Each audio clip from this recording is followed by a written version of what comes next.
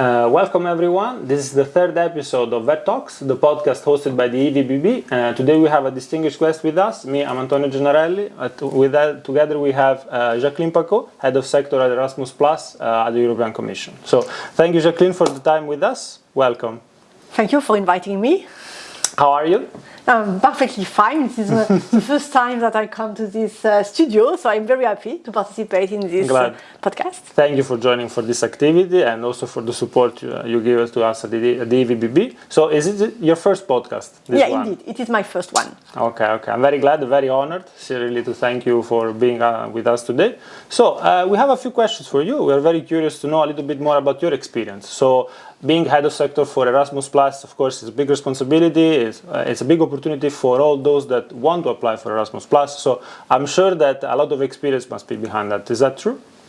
It is true, but at the same time, in addition to experience, what you need is passion. And I must admit that I have done all my career in the Commission within education and culture, because I'm really fascinated by both sectors.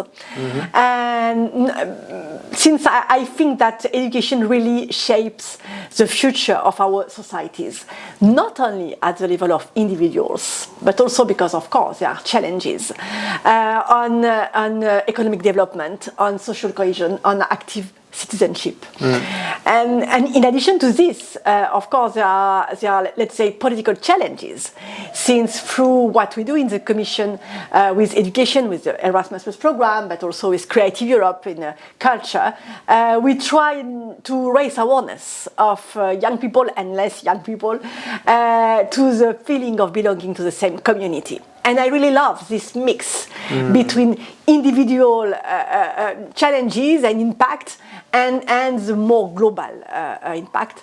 And as we say in Erasmus Plus, changing lives, opening minds. Opening minds. Yes, that's true. I mean, all the different dimensions of being a citizen, of being someone that is active in society, starts from education. It starts from learning, our position and, what we do and what we can offer back and give back. But it's a beautiful concept together with culture, with this European culture that we share. So how do you feel about, recently has just been published the latest Erasmus Plus program for 2024.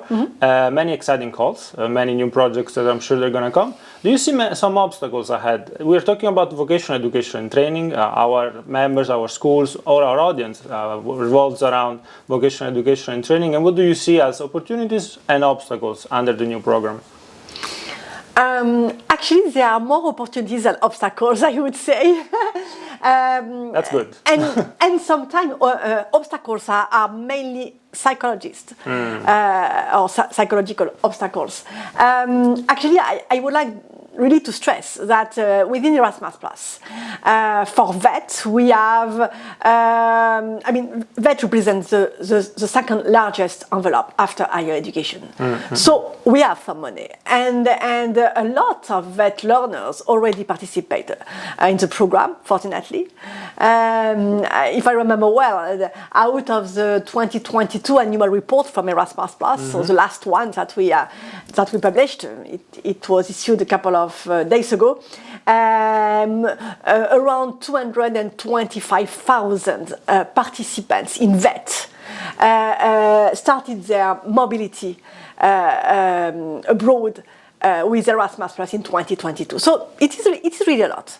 And I could also add that out of the 2022 Erasmus Plus call in VET, we can support 70% of the participants who applied, meaning that we have money and we can address the demand. Of course, we cannot satisfy all demand, but there are indeed some opportunities. There are also obstacles. Some.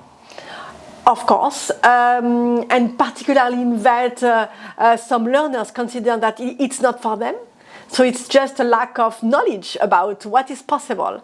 With the programs, they still have this idea that Erasmus Plus is for higher education students only, which is not true at all, since it is really a trans-sectorial program which covers the widest range of population, from the cradle, if I may say, to the very to the grave. This is to the grave. Absolutely. So with school education, of course, vet and higher education, but also adult education and yoga and activities for young people and so on. So the scope is very broad, and there are many opportunities, but unfortunately, quite often still, vet learners consider that it's not for them. So there is this psychological obstacle. But there are also some obstacles linked with the administrative burden, or perceived as such. Since, as you probably know, individuals cannot apply directly. They can participate in mobility abroad through their organizations, so mainly schools. And some schools consider that the administrative work entailed by such opportunity or by such application is too heavy for them. So we have also some obstacles, for example, for apprentices, which are linked to the status of apprentice. It's particularly important for that, for sure. Exactly, that's why I am mentioning it. And so we have different obstacles depending on the participant, being the learner, or apprentices, or pupils, or staff and teachers, since we propose mobility for all these kind of participants. So indeed, there are some obstacles, and that's why, considering that our main policy framework, which is the European education area. So what does it mean? It is the EU policy framework for education and training, and meaning that we all strive to achieve the main objectives of the European education area, and one of those objectives is mainstreaming mobility. So this can be done, of course, with grants through Erasmus+, but sometimes it is not enough because of those obstacles to mobility. And to complement it. Exactly, and so that's why the Commission adopted a couple of weeks ago what we call a proposal for a Council recommendation, which is called Europe on the Move. And the purpose of this document is really to try to remove any kind of obstacle to mobility. And this means that once this document is adopted by the Council of Ministers of the EU, probably in the first semester 2024, the Commission will support the Member States in exchanges good practices and supporting peer learning between experts and representatives from Member States, so that the systems, the national and local systems, can adapt to remove all remaining obstacles. Okay, that is great. This was actually my following question for the Europe on the Move, because it's just a brand new policy that's just been launched from a couple of weeks ago. Many interesting points to make really mobility a core part of education for everyone, really, because we started in 2011 with Youth on the Move, then now we're talking about 10 years later, but now it's not only youth, it's Europe. Exactly. So I agree very much on this point. So it's Europe through any kind of education and training sectors, and for all participants, being the staff. For example, we have a specific annex on teachers for the mobility of teachers, and we have also a specific annex for apprentices. True. Since, once again, we are aware that there are still structural, I would say, obstacles to mobility. And that's true that up to now we have talked only about mobility, but there are many other opportunities within Erasmus+, including for VET. For example, the Partnership for Cooperation, for example, the Center of VET Excellence. And the main challenges of all this within, once again, the policy framework of the European education area is to mainstream mobility, since we know the very important benefits of such an experience, and we can talk about this later if you wish. But also we try to modernize the sector, the sector, to better adapt the offer to the demand in the labor market, and this can be done also through cooperation between organizations, including companies. True. In the program. Yeah, it's true that I've seen many good examples of organizations thriving maybe just after 1 or 2 cooperation projects, because they establish that relation. So they establish that once the connection is there, it is true that many things can happen. Can happen new cooperation projects, new mobilities arrangements. I think this proposal, this recommendation could go forward and strengthen really the base for advancing there. So how is it important? I assume very much the international relations for vocational institutes in Europe, even just in Europe, let alone outside of Europe.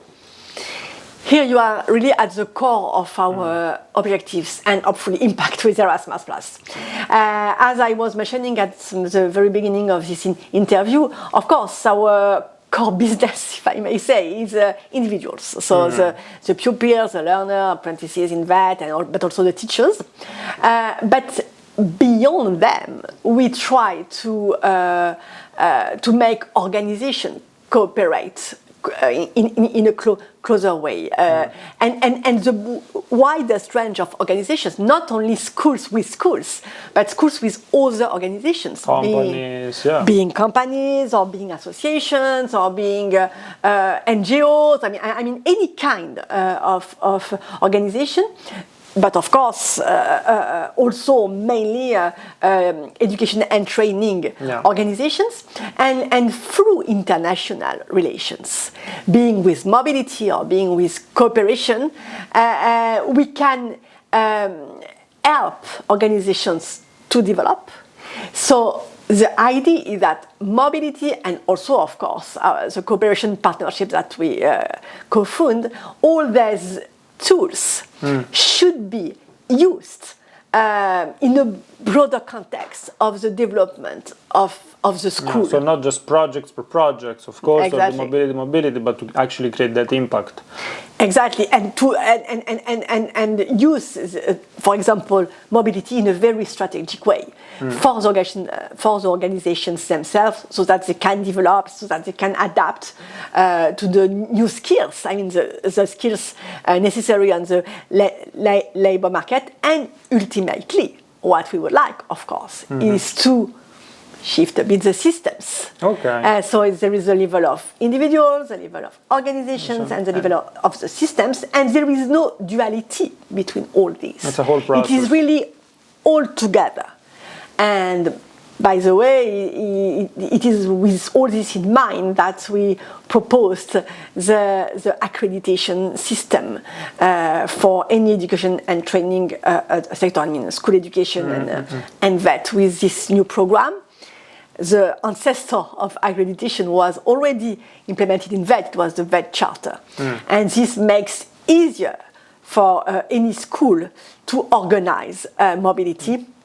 Once accredited, any organization can request for grant every year until the end of the program. And it is exactly for this. It is of course to try to mainstream mobility of participants, but also to try to help organizations to develop and maybe to have an impact on the system.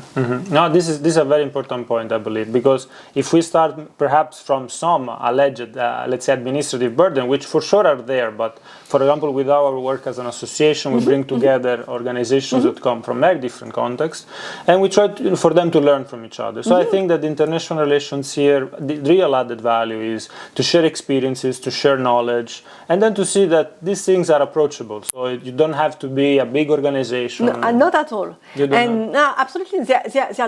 You can have different level of ambitions. I think this is important to highlight. And with mobility, I mean, sending 1 or 2 learners, if you have very little school, is already great.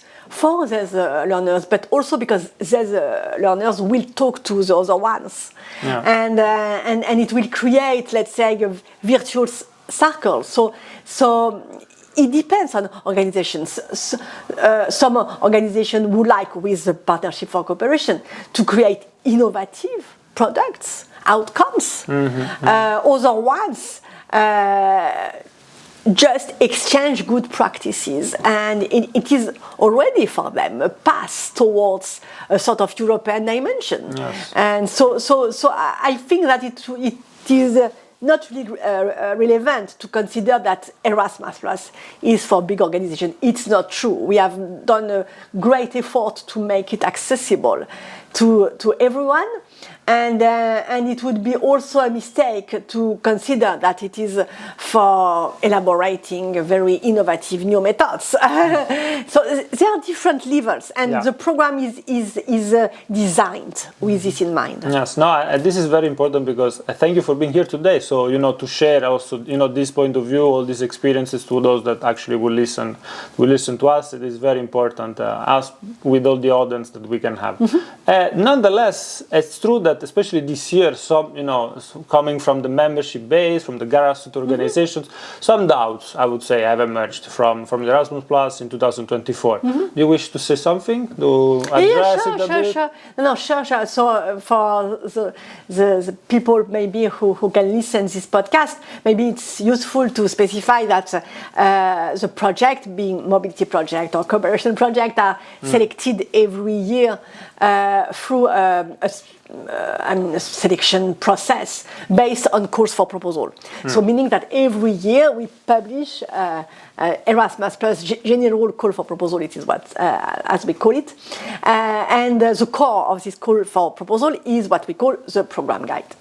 And so it is a sort of Bible for in the Erasmus Plus world. For all those working in education every year.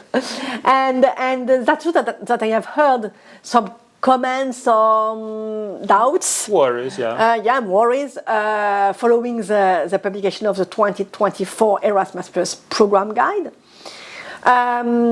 Despite the fact that we really try, of course, nobody is perfect, but we have been driven to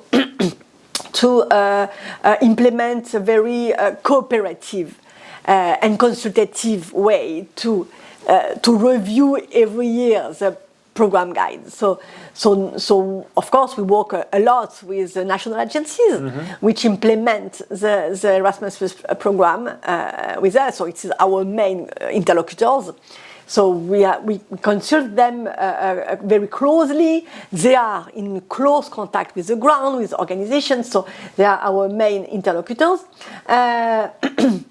And so that's why I was a bit surprised that there were so many criticisms. But of course, we should take them into account, and it is a continuous process, I would say.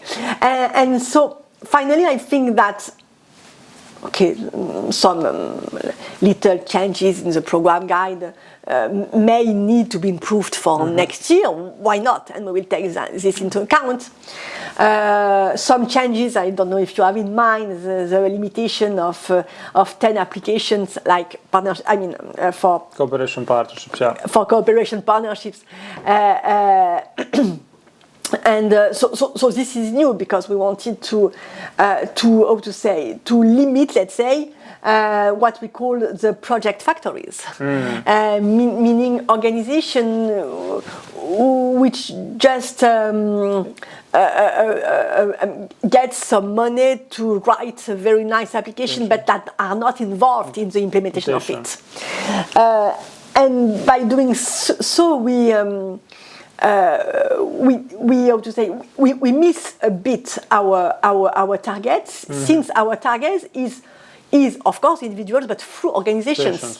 So if such project factories write the application in quite massive way, which is sometimes the case, but are not involved in the implementation, it will create an imbalance. Yes, and the organization cannot reflect itself to its European development. At the same time, I know that sometimes it's necessary to use such what we call intermediaries because some organizations have some difficulties to find partner abroad and so on. So for sure, we should find compromise and a balance. Regarding this limitation, it's not for mobility; it is for partnership, for cooperation. So that's why it's one call only. Then there are many others as well. Exactly. And so it is the best way that we have found after extensive consultation to limit such multiplication of copy-pasted applications. If we see that we have missed our impact, our objectives, of course we will change this for next year. Yes, this is true. This is why we do it every year. Voila, and so this being said, there are also in this new program guide some, I think, very well received novelties, because those novelties actually were requested by the sector. For example, in the mobility project, the possibility to apply. I mean, when of course, for a VET organization to apply for activities of mobility abroad in groups. With groups of learners, and this may help because some VET learner may be shy or may not be confident enough to participate in Erasmus+. But if they are in a group, it is maybe easier. It's different. So this is among the novelties. So okay, it is a continuous process. Absolutely, right. So, I mean, we're all learning, and this is also the point of Erasmus+. But I'm sure but there are many opportunities out there. Every year, new calls, also new ones or other ones. But of course, we try to guarantee a certain stability, because we know that this process takes time, and that organizations, the sector, cannot adapt every year to change it. So basically, the program guide is quite stable. But of course, we try to fine tune when we feel that there is need. Maybe this is the start. We will see a little bit to the target, how it reacts, and then this year as well as next year. Absolutely. This year also was another year. I think particularly important not only for Erasmus+, because it was the European Year of Skills. Absolutely. So it was for all of us, for those working in Erasmus, but really for everyone. There was a big consultation, there was a big momentum, I think, for education and skills. As for us in VET as well, it was a moment to check in, see where we stand, and we take this occasion also to organize a joint event with other associations in VET at the end of May to conclude this big year. But afterwards, where do we go from there? So what's ahead, I think, for us? So as you may know, the main purpose of the European Year of Skills is to upskilling and reskilling people. So not only young people, but there is also this idea of continuous learning. And as any year, European year, the event is important, but maybe what is even more important is impact, long-term impact of such an event, the inheritance, let's say, of such an event, and of course, that is to a certain extent at the core of this year, because we all know that we will need new skills in the future to adapt to societies, because our society is changing very quickly with new technologies and so on. So there will be a need, and of course, the idea of the year is to address such changes. And I would say that for Erasmus+, the year is maybe the opportunity to stress that to mainstream mobility and its impacts,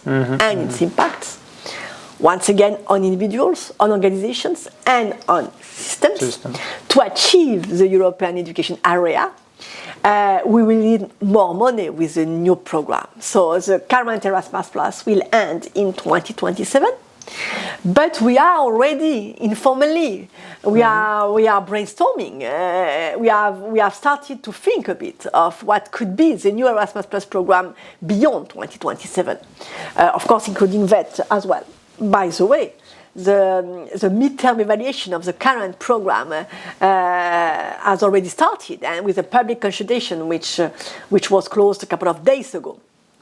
And so all this process, including the European Year of Skill, makes us think of the needs and hopefully may raise awareness of, let's say, the policy makers at EU level, at national level, local level, may raise their awareness of the need that we have. I mean, for the sectors, for of more course, education, yeah. And also if we would want to make the most of the current and let's hopefully the future Erasmus Plus. Of course, we will see with the next MFF, multi-financial framework. But there is some potential, and to make the most of those opportunities, of course, we will need probably more money to mainstream mobility, and this process once again takes time. Of course, but it's very promising. I think there are many great things to do forward for education, for VET. And I think it's growing a lot. So thank you for your time today. Really, Jacqueline Pacaud from the European Commission. Thank you for inviting me. Thank you. Until next time. You're welcome again, anytime. Thank you.